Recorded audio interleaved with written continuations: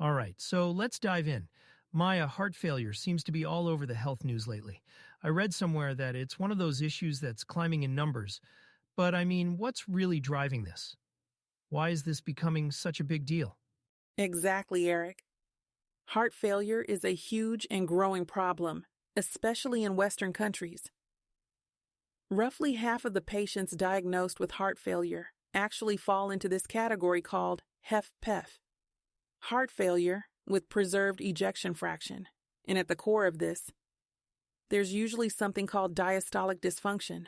That's when the heart, specifically the left ventricle, starts struggling to relax properly. It's stiff, essentially. Right, I hear stiff and I think of overworked muscles or something. Is that literally true for the heart in this case? Yes and no. It's not stiff in the exact same way muscles get stiff, but you're not far off.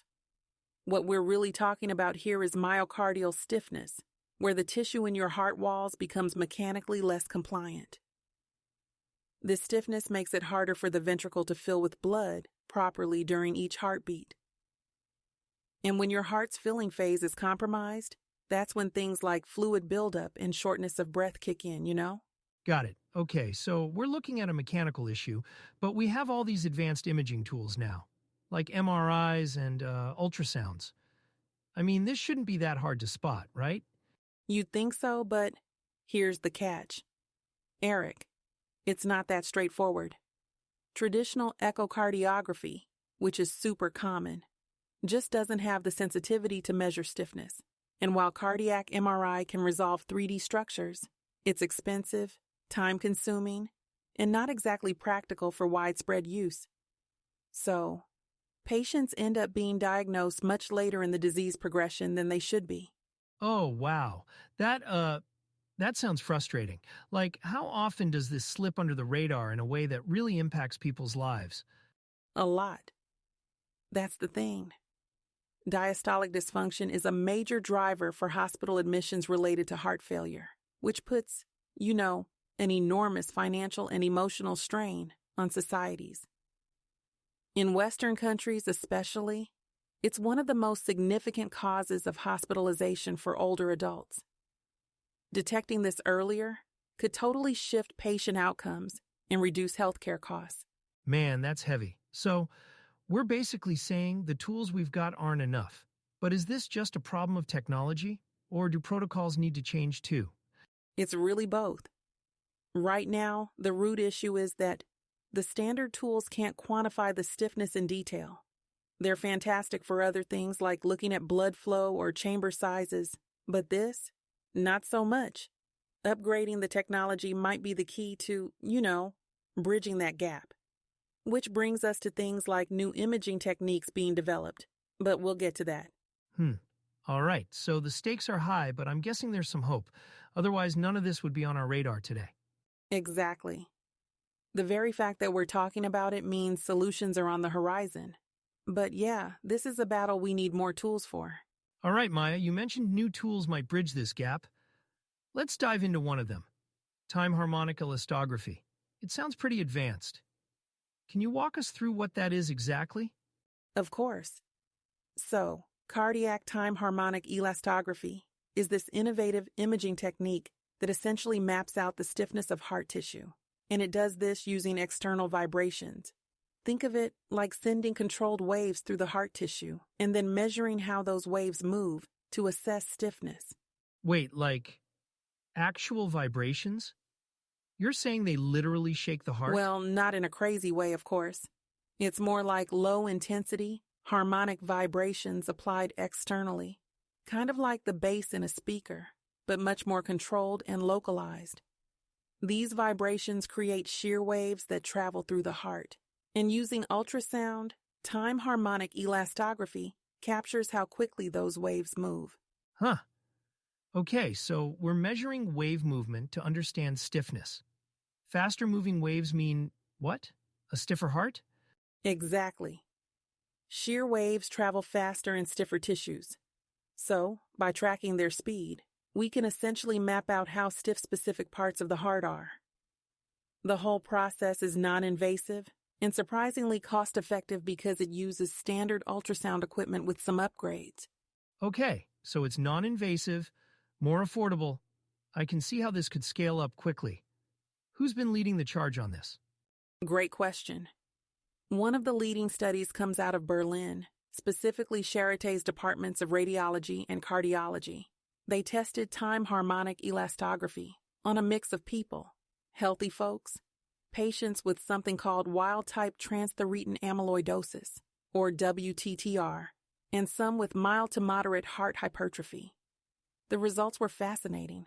All right, give me the headlines. What did they find? So here's the big takeaway.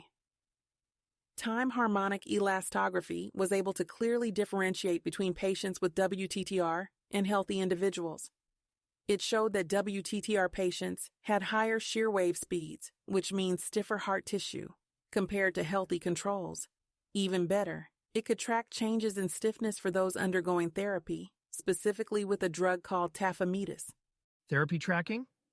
Okay, that sounds like a game changer. How does that work? Totally. So, tafamidis is a treatment for WTTR. It's designed to stabilize the proteins that, when they misbehave, build up and cause that stiffness. In the study, patients on tafamidis showed noticeably softer heart tissue over time when evaluated with time-harmonic elastography, meaning the drug was actually working on a measurable level. This could be huge for long-term monitoring. That's pretty impressive. And the test itself, is it reliable enough for something like routine use? Absolutely.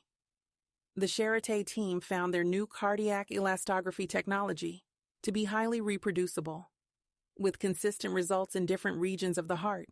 They tested it multiple times on healthy participants and got reliably similar data every time. This kind of consistency is crucial if you're going to use it in clinics regularly. Okay, so quick recap. This method maps out heart stiffness with simple vibrations. It's non-invasive, cost-effective, and it can not only diagnose issues early, but also track how well treatments are working. Exactly right. And the potential of this technique is enormous, especially for conditions like WTTR or even broader applications involving cardiac stiffness in general. It's incredible to think how this technique could reshape diagnostics and therapy monitoring. Maya, we've talked about its potential in conditions like WTTR, but what's the outlook for integrating this into broader clinical practice? Absolutely, Eric. This technique, time-harmonic elastography, was recently published in the Journal of the American Society of Echocardiography by the Berlin team. It's positioned to be a major step forward in diagnosing and monitoring heart stiffness. And I mean, it's innovative but also accessible, built on standard ultrasound equipment. Right, and it seems like that accessibility could open doors for, way more patients to get tested early. But there's got to be challenges, yeah? Oh, for sure. One big limitation so far has been sample size. Their study included just over 100 participants, which is a solid start, but if we're talking about applying this globally, we'll need much larger, more diverse studies. Plus, the demographic variability, like age, BMI, and even underlying conditions, needs more exploration to make it universally reliable. And I guess stuff like rolling it out in hospitals, teaching doctors to use it, these things take time, right? Exactly. Integrating any new diagnostic tool requires education, not just for physicians, but also for patients. This tool measures something as intangible as myocardial stiffness, which isn't a term most people are familiar with. So it's going to take thoughtful communication to make this a meaningful part of care, helping people understand why monitoring heart stiffness matters for their overall health. I mean, it sounds like a no-brainer to me. Diagnosing earlier, tracking therapies, simpler equipment. But like always, change in healthcare isn't instant, right? Exactly, it's a marathon, not a sprint. But with the kind of results we've seen, especially being able to track treatment outcomes like we talked about with tafamidis, it's hard not to be optimistic. This technology could become part of the standard toolkit for addressing conditions tied to heart stiffness. Maya, this has honestly been so fascinating to unpack. I'm leaving this conversation with a whole new perspective on, heart health and where technology is moving. That's the idea, right? It's these cutting-edge breakthroughs, like time-harmonic elastography, that really underline how much potential there is in early diagnosis and tailored treatments. I mean, this is the future here. Couldn't agree more. And on that note, I think we've covered some really important ground today. Thanks, Maya. It's always a pleasure having these conversations with you. The feeling's mutual, Eric. And to all our listeners, thanks for tuning in. Stay curious, stay informed, and take care of those hearts out there. We'll see you next time. Take care.